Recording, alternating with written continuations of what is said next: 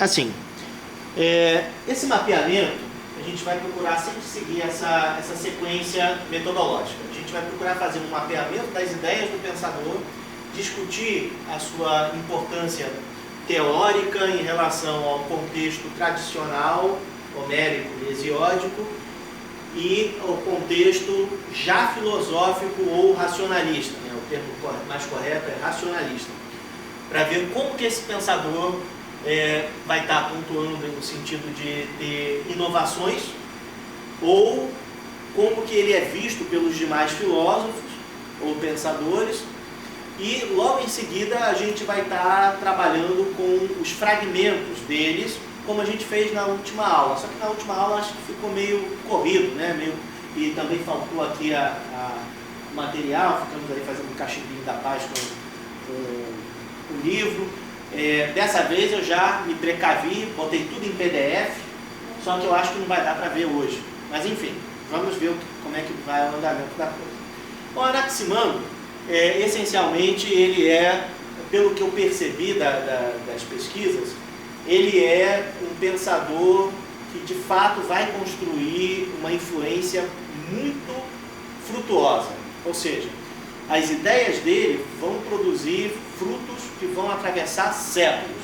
Basta ver aqui os nomes que fazem menção direta ou indireta a ele e qual é a importância desses caras aqui para a nossa vida hoje, né?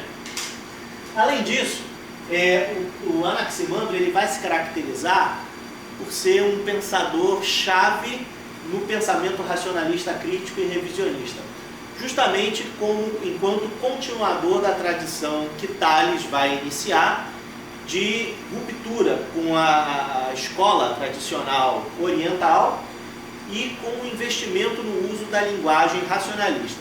Então, é bem curioso, né? Isso reforça todas as afirmações que nós fizemos até agora a respeito da passagem dessas tecnologias sociais, e no caso racionais, quase coisa de herança de família, né? Você vê, o Tales ele era genro o Anaximandro era genro do Tales, ou seja, era casado possivelmente com uma das filhas, ou a filha do Tales. Não existem registros históricos que digam quem era ou quantas eram, mas enfim, uma curiosidade é que ele tinha uma idade próxima do Tales, então ele já tinha uma certa idade, e tudo indica que, curiosamente, a filha do Tales não foi para a casa do Anaximandro, como seria tradicionalmente num casamento grego típico, mas pelo jeito eles ficaram convivendo ou próximo ou tiveram algum tipo de relação familiar que proporcionou uma vivência bem ampla do Tales com o Anaximandro.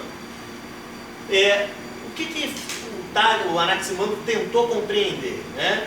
Isso é bem bacana, porque mostra justamente a ruptura que o pensamento cristão e judeu vai proporcionar ao pensamento tradicional grego e romano ainda na antiguidade, que é justamente a percepção de se buscar compreender o mundo, né? Lembrando, né, reforçando o conceito de mundo, como nossa casa. É interessante assinalar a importância dessa postura, porque você está inserido nesse mundo como parte integrante desse mundo e, como parte integrante, ter a percepção de que o que você faz ou deixa de fazer efetivamente tem consequências que vão redundar em prejuízo ou favorecimento de você e daqueles que você ama. Então é interessante a gente observar que esses primeiros físicos, né, ou primeiros filósofos, eles vão ter essa postura muito acentuada. Uma postura que vai, inclusive, direcionar o trabalho teórico que eles vão desenvolver. E quando eu falo teórico, é no sentido da palavra grega, e não teórico como a gente encara hoje, ou seja, longe da prática cotidiana, mas teórico enquanto visão. A palavra teoria significa visão, né? Então, é um trabalho que planeja por visão ou contemplação compreender aquilo que lhe é mais próximo, mais querido, que é o seu lar. Lembrando, né, a questão da religião grega, e sobretudo da religião doméstica, a terra, a casa, né, o oikos, o lugar onde se enterra os seus ancestrais, é de uma integração e de uma complexa relação e de enraizamento que o homem antigo tinha em relação à terra, ao seu solo, à sua casa, à sua família. Então, quando eles buscam compreender o mundo como a nossa casa, tem esse caráter de pessoalidade, de intrinsecamente estar vinculado a algo que diz respeito diretamente à sua existência e, acima de tudo, à sua sobrevivência. Então, quando a gente pensa em pensamento racional, em filosofia, estão implícitos esses valores, né? Então ele quer fazer o quê? A escola de Mileto procurou compreender as questões relativas à casa humana. Então não era só a compreensão do mundo grego como o mundo grego se apresentava para eles naquela época, mas se levando em consideração que os bárbaros falam sobre o mundo, o que se pode pensar sobre essa residência humana, que seria o mundo, né? Então é isso que está em jogo quando Anaximandro principalmente vai aprofundar as teorias de Tales, né, e a metodologia de Tales na investigação. Então a gente vê que ele faz o quê? Ele vai estabelecer uma nova ética, ética enquanto costume, né? Ou seja, a racionalização do processo moral, dos hábitos, dos costumes. Ele vai gerar uma nova forma de agir e de viver e de procurar compreender os processos relativos a essa casa humana. Então é um novo comportamento. E esse comportamento vai estar direcionado ao quê? Primeiro, a tradição mito-poética. Então, reforçando o que a gente já havia dito sobre Tales, Anaximandro vai continuar criticando a Homero e a Hesíodo. E a gente vai observar que essa postura vai ser tão forte que em filósofos como Sócrates, Platão, principalmente Platão, ele vai tentar colocar um freio, no sentido do freio de cavalo, né, aquele que vai na boca do cavalo, na influência e no poder do mito e da poesia, da educação tradicional da cidade clássica. E Aristóteles, acima de tudo, vai desenvolver uma teoria poética, coisificando a poesia de tal maneira a desvincular ela de uma prática exclusivista de única perspectiva de realidade que os homens teriam como modelos comportamentais. Então, quando Aristóteles teoriza a tradição mito-poética, ainda é uma permanência da influência de Tales e de Anaximandro nessa nova ética, nessa postura de coisificar e poder, então, contemplar, ou seja, teorizar algo que era existencial. Lembra da abordagem? O pessoal novo não vai pegar, mas pega nos vídeos anteriores. A abordagem da palavra eficiente, que o grego não separava o significado das palavras de uma atitude corporal. Toda essa tradição filosófica, ao coisificar a poesia enquanto objeto de análise e crítica racional, separa e torna as palavras algo separadas do corpo.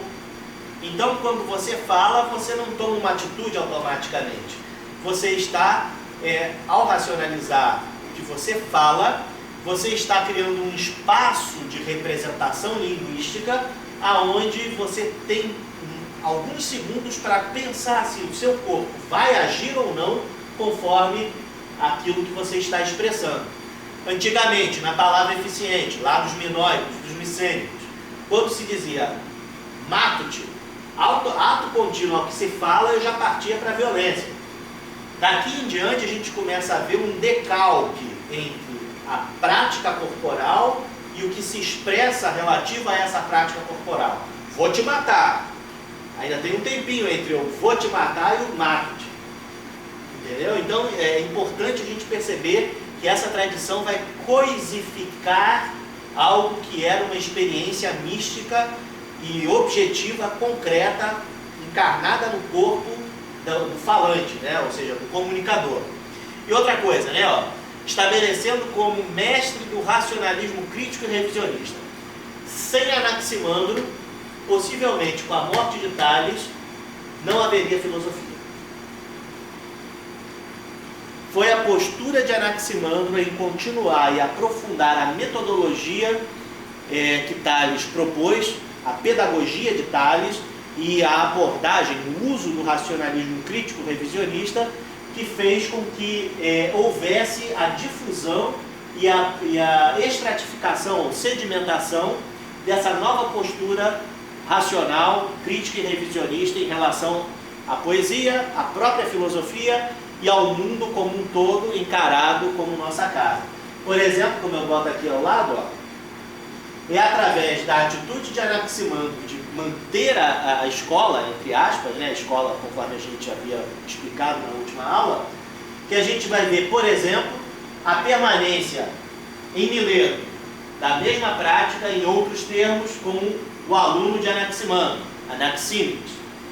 A gente vai ver, por exemplo, em Xenófanes, o racionalismo crítico sendo exportado para a cidade de Cólofon, ainda na Jônia, e depois, com a destruição da Jônia, Xenófanes vai para a Magna Grécia e vai, enquanto pensador racionalista, poeta, cantar e dançar em verso as tradições por todas as cidades italianas, cidades gregas que ficavam na Itália, no caso.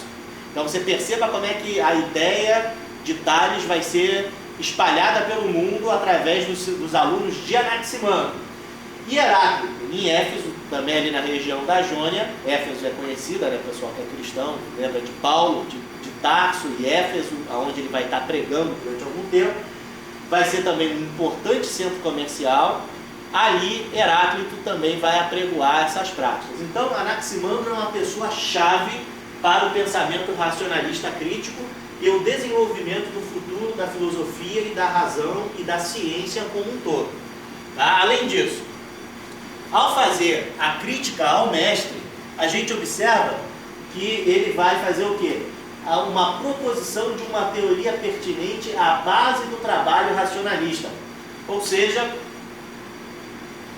tudo o que eu falo nada mais é do que uma opinião. Se ela é pertinente, se ela é interessante ou não, se você tiver algo melhor do que eu para falar, fale e vamos conversar. Porque sobre a verdade nós só temos opiniões.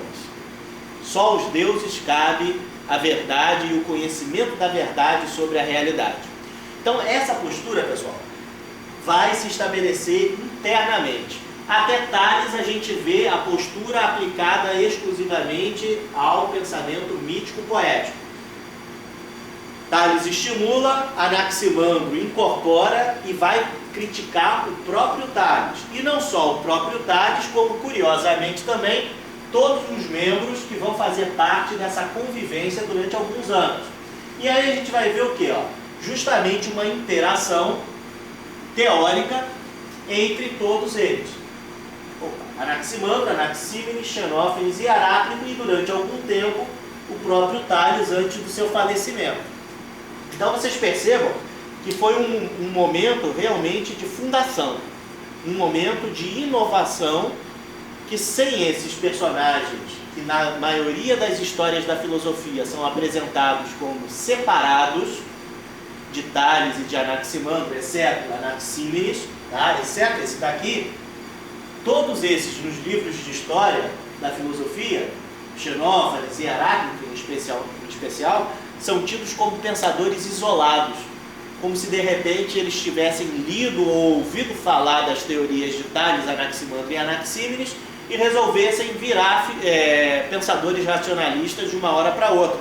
Isso é falso. Segundo Popper e alguns outros pesquisadores, todos eles conviveram e tiveram essa vivência, essa prática, essa experiência de pensar em um mundo de uma forma diferente. E foi essa experiência que proporcionou a continuidade e a disseminação do pensamento racionalista crítico como processo. E aí a gente vai ver o quê? Justamente a sedimentação. Esse grupo, ao tomar retorno às suas localidades, não necessariamente criaram escolas, mas exatamente como comentávamos, só de estarem na sua sociedade, nas suas cidades, já geraram um impacto profundo. Exemplo, Anaxímenes praticamente vai retomar o pensamento de Tales e vai propor com uma nova substância a origem do cosmos. Então ele vai ser meio conservador, o que é válido. Tales já dizia isso. É melhor do que a minha? Fez uma alteração? Vamos conversar, beleza. Xenófanes, esse sujeito vai ser considerado por Popper, por exemplo, como o verdadeiro pai da ciência histórica. Segundo Popper e as pesquisas que ele levou a efeito sobre Xenófanes, depois a gente vai pesquisar isso mais detidamente com a teoria dele, Xenófanes teria sido a pessoa, e os escritos de Xenófanes teria sido a pessoa sobre a qual Heródoto teria tido informações sobre a invasão persa da região da Jônia, em especial a destruição de Mileto. E seriam os relatos de Xenófanes que Heródoto teria cordialmente tomado como dele sobre parte do seu livro Histórias. Então, o pai da história, na verdade, seria Xenófanes, e não Heródoto de Halicarnasso, que é ali perto da região da Jônia também.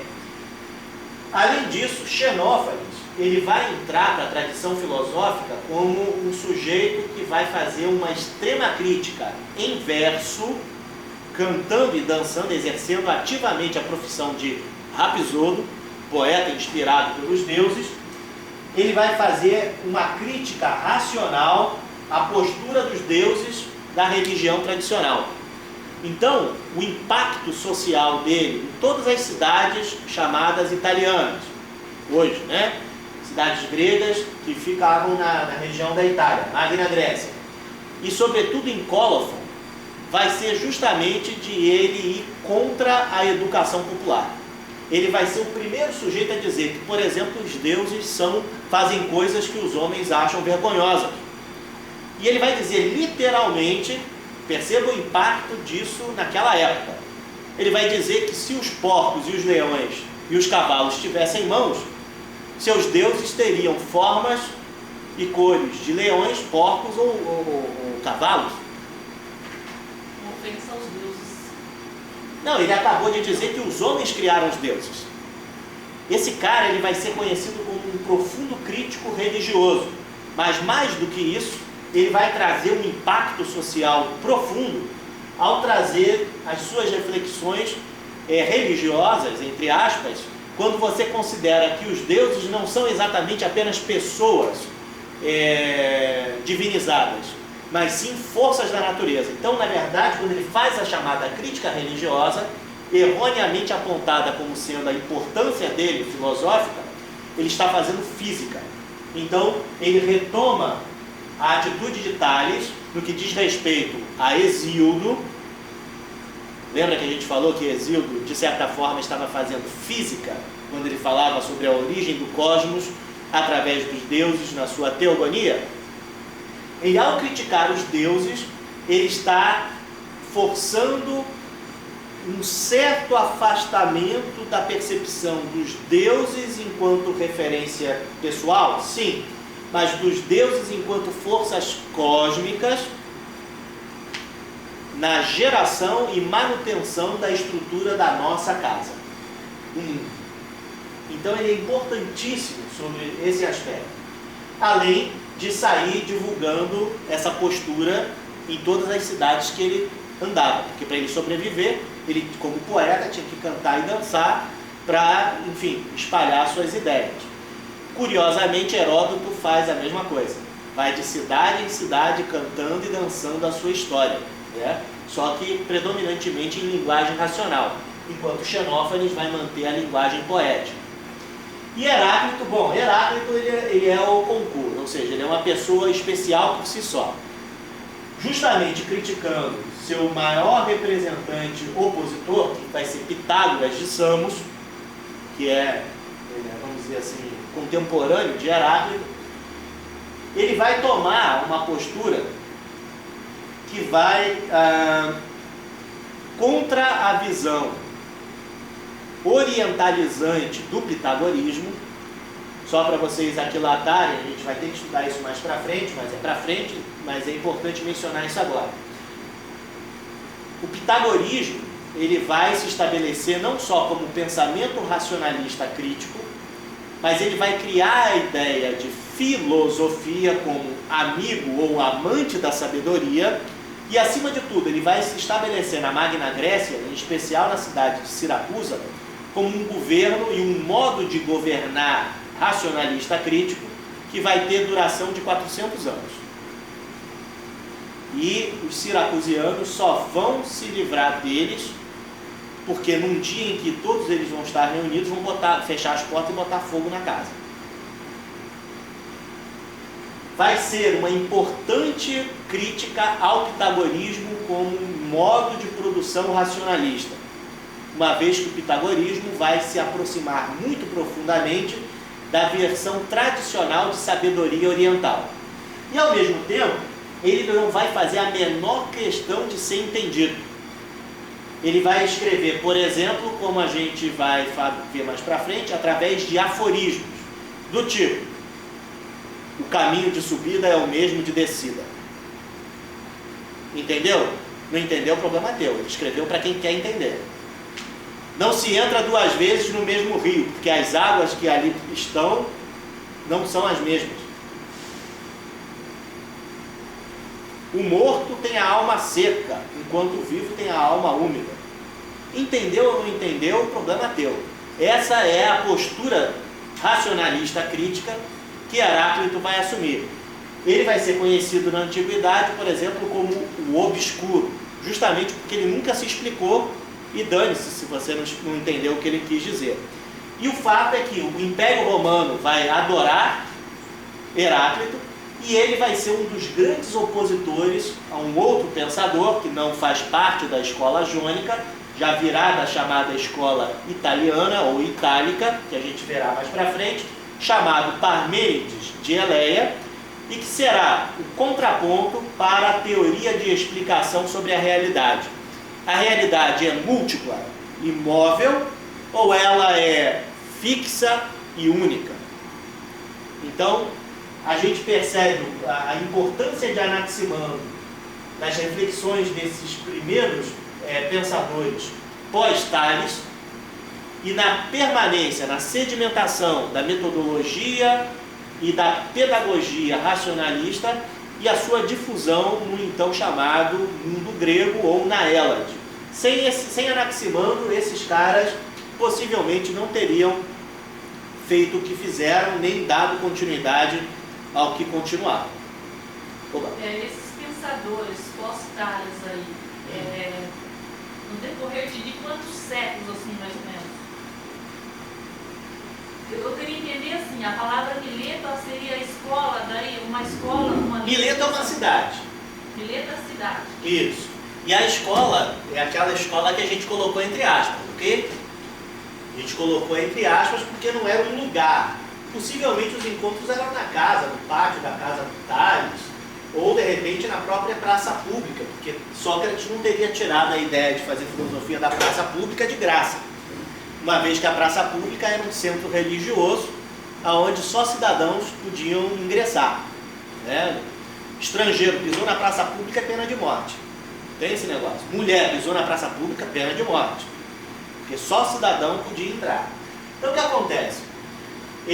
Na verdade, todos eles conviveram juntos, embora a maioria dos livros de história da filosofia dá a entender que eles viveram em espaços geográficos separados, só dando vínculo a Tales, Anaximandro e Anaxímenes por serem da mesma cidade, de Mileto. Popper e outros pesquisadores como Rodolfo e Egger Werner que defendem a teoria de que eles não só conviveram na mesma época, como possivelmente interagiram. para depois voltarem às suas cidades e lançarem as suas ideias racionalistas. Entendeu? Então, assim, isso aqui aconteceu entre 650 e 550 a.C. A área de influência temporal, né, a área de influência cronológica deles, não passa para o século IV. No sentido físico, da presença material deles na cidade onde eles viveram. Agora, por exemplo, Platão será profundamente influenciado por Heráclito.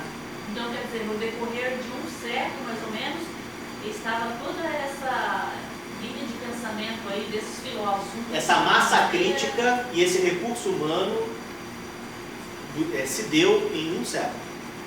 Pouco tempo, se for ver, né? Praticamente. Por Várias linhas de pensamento.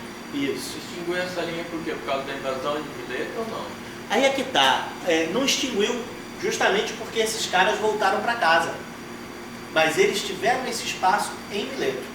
Quando a cidade de Mileto é destruída pelos persas, não existem registros, por exemplo, que Anaximanto teria morrido lá, em combate ou não, ou se teria sido escravizado.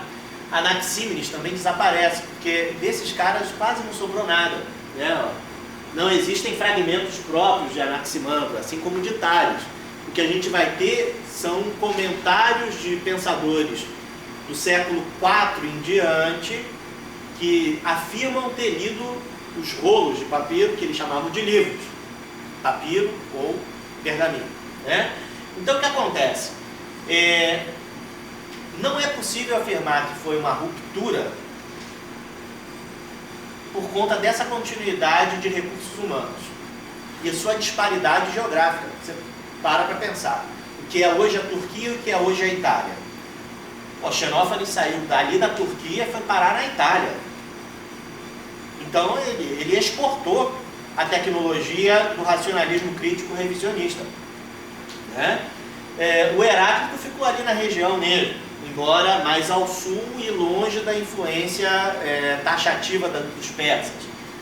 Mas o Heráclito praticamente se suicidou, no sentido de que, doente, os médicos foram perguntar o que ele foram tentar fazer uma consulta, ver o que ele queria.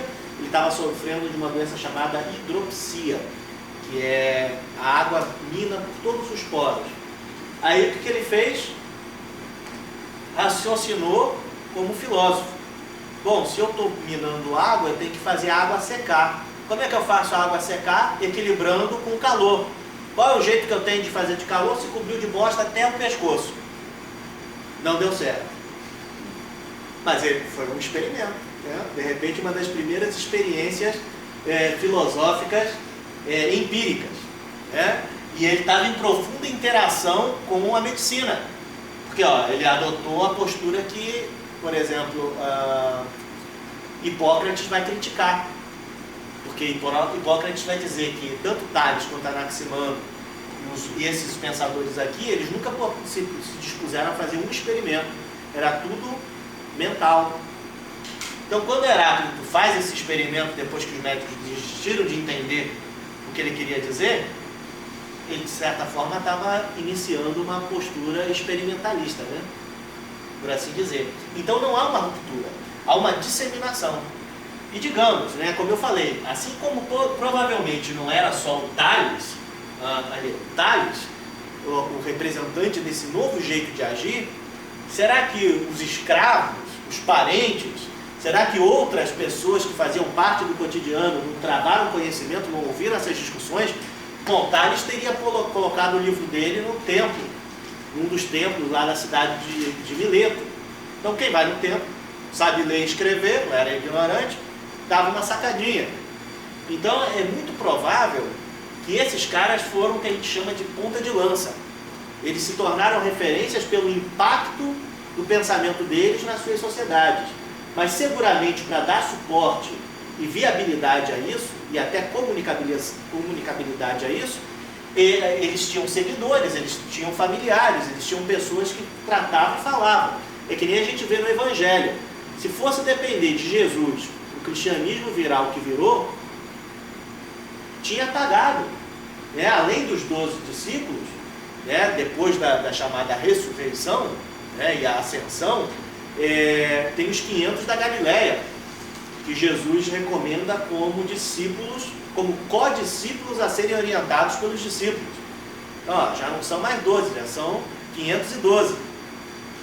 E dentre eles, além disso, vai surgir mais tarde o próprio Paulo de Tarso, que de bobo não tinha nada, né? Além de ser rabino, ele era filósofo da pesada. E ele vai construir o elo que vai permitir os pagãos interpretarem o cristianismo como pós-graduação da filosofia. Então, ó, conhece os mistérios de Eleusis? Conhece os mistérios órficos? Já conhece a filosofia de Sócrates e de Aristóteles? Então agora se torna cristão que você vai ter a vida eterna. E foi o que aconteceu. Todo romano educado queria saber o que era a mensagem de Jesus. E aí quando ele depois os chamados padres, fundadores do cristianismo, nos 4 primeiros séculos, vão fazer a vinculação de Jesus com Dionísio, ressurrecto, pronto, acabou. Está feita a festa. Cristianismo forever. Né? Ou seja, você aprende tudo que a filosofia tinha para te dizer e agora o cristianismo é a azeitona da empada. É o que você precisa para ter a sua liberdade. Óbvio, em outros contextos, com outros argumentos. Mas sem esses caras e a ação fundamental de Anaximandro teria acabado. Talvez hoje nem Leônidas, né, com seus 300 espartanos, teriam existido. Nós hoje aprenderíamos não o teorema de Pitágoras, mas talvez alguns teoremas babilônicos e egípcios, e estaríamos falando persa, ao invés de falar alguma língua neolatina. Provavelmente.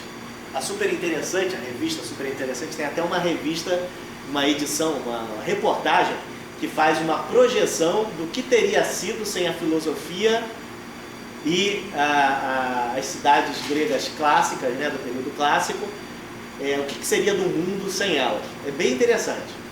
Aí ele bota assim, Nova York, aquele telão assim grandão, passando propagandas em persa, pessoal usando hieroglifos, usando roupas orientais, né, que muito provavelmente o mundo seria por aí, porque era, digamos assim, enquanto massa historiográfica, enquanto fenômeno historiográfico, eles eram dono do mundo. Os gregos eram uma pequena centelha de diferença cultivada por Tales. Já tem um tempinho, hein? Mas eu acho que eles colocam versões online. Eu acho que é bem interessante. Vai saber. Eu acho que a Biblioteca Histórica Nacional deve ter. Que lá tudo que é publicado no Brasil é depositado ali, né? Enfim, gente. Então a gente começa a observar o quê? Só um minutinho, pessoal.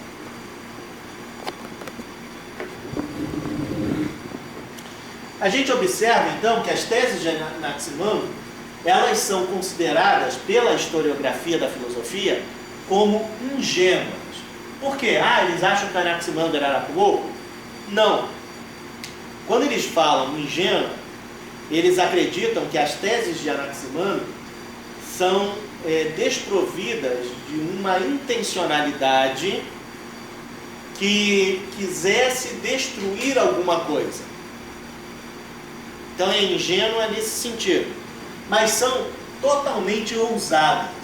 Daqui a pouco a gente vai falar melhor sobre isso, mas, por exemplo, ele vai ser o primeiro cara que vai substituir a teoria de Tales sobre a sustentabilidade da Terra por uma teoria totalmente matemática. Ele vai dizer que a Terra se sustenta no espaço, sem a influência do ar de Anaxímenes, por exemplo, ou da água de Tales, simplesmente porque ela está equidistante em todos os pontos em relação ao cosmos. Em outras palavras, teoria da gravitação e da gravidade. Ele antecipou Newton nesse sentido.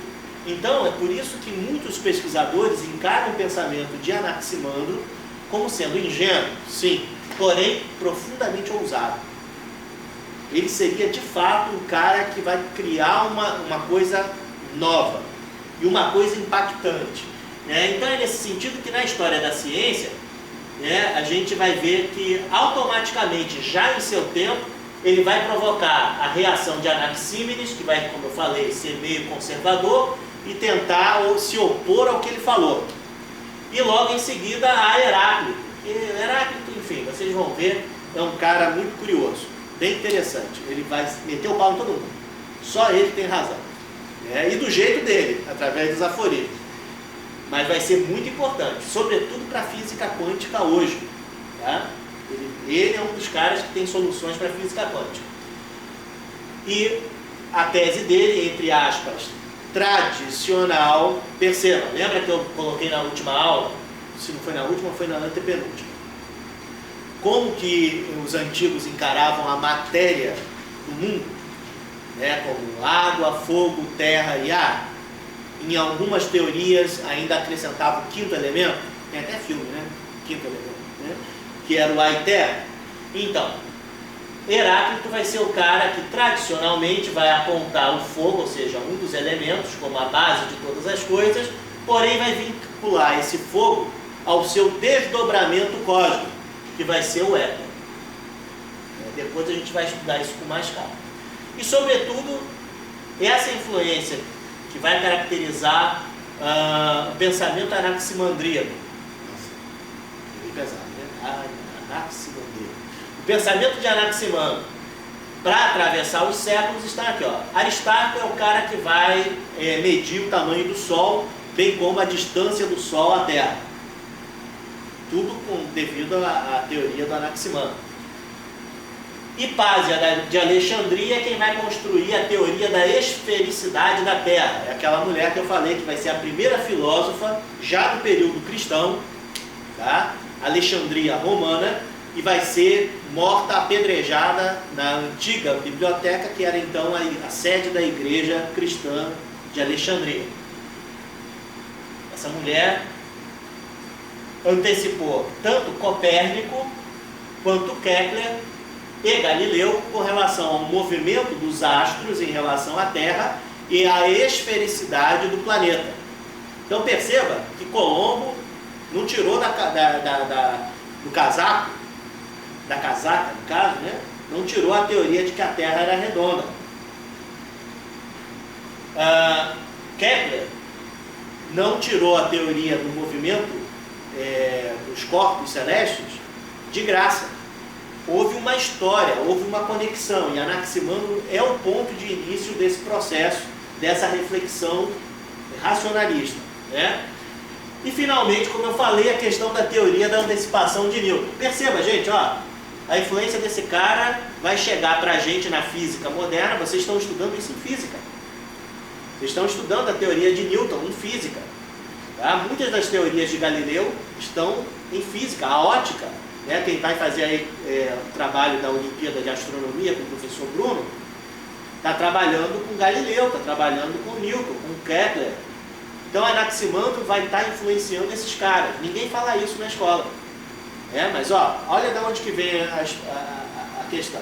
E finalmente, a teoria dele vai consagrar a linguagem racional, a postura crítica e revisionista, além de ser uma das ideias mais ousadas e revolucionárias e portentosas do mundo. Gente, Anaximandro vai ser a referência por causa disso aqui. Ok? Finalmente, quais foram as áreas de ensino de Anaximandro? Cosmogonia, todo mundo lembra qual é a diferença entre cosmogonia e cosmologia? Cosmogonia é a origem do cosmos por ele mesmo, sem influência dos deuses. Com a influência dos deuses é a teogonia, ok? A cosmologia é a origem do cosmos através de uma explicação racionalista, ou seja, sem se utilizar de qualquer menção aos deuses. E não só aos deuses enquanto religião, mas aos deuses enquanto forças cósmicas. Então, Érepo, a escuridão. Não é a escuridão no sentido daquele homem velho, meio sinistro, que é representado pela religião, mas a total escuridão fora a influência do Sol, ou seja, o espaço. Né? A luz, não a luz como aquela mulher delicada que aparece, bonita e tal, mas sim a luz enquanto produção do cosmos. E enfim, é isso que ele vai estar criticando. E finalmente, isso daqui é muito importante, tá?